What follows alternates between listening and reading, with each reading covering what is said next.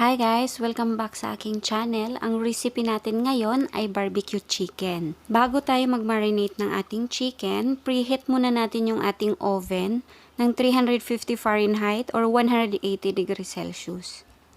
So ito yung chicken na gagamitin natin guys. Nakakat siya ng malalaki. Yung isang piraso binili ko, pinakat ko siya ng 10. So gagamit tayo dito ng minced garlic, minced onion, 1/4 teaspoon ng salt, tsaka 1/4 teaspoon ng ground black pepper. Tsaka syempre yung ating WAY barbecue marinade. Yung gamit ko ditong pang marinade guys, yung BBQ-RRIFIC. Ilagay ko na lang sa screen para makita nyo.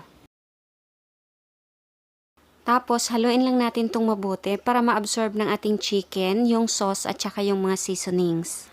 Pagkatapos nating mahalo, i-marinate natin siya ng 30 minutes to 1 hour habang pinipreheat din natin yung ating oven. So ako niluluto ko na to sa oven after 30 minutes ng pagkakamarinate. Guys, pag naglagay na tayo ng chicken sa oven, siguraduhin lang talaga natin na na-preheat natin ang oven ng 25 to 30 minutes para hindi matagal maluto yung ating chicken. Ayan, nalagay na natin siya tapos isara na natin. I-check natin to after 30 minutes. At habang nakalagay naman yung ating chicken, gawin naman natin yung sauce natin or yung pangpahid sa ating barbecue. Gagamit tayo dito ng 1/2 cup ng banana ketchup, 1/3 cup ng barbecue sauce, yung BBQ-RRIFIC, 1/8 teaspoon ng ground black pepper, tsaka 1/8 teaspoon ng granulated garlic.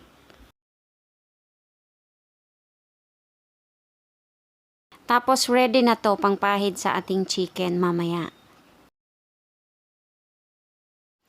After 30 minutes, baligtarin natin yung chicken.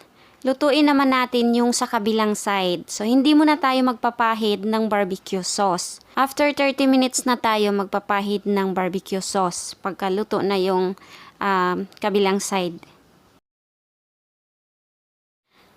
Sarado natin ulit at lutuin natin siya ng additional 30 minutes.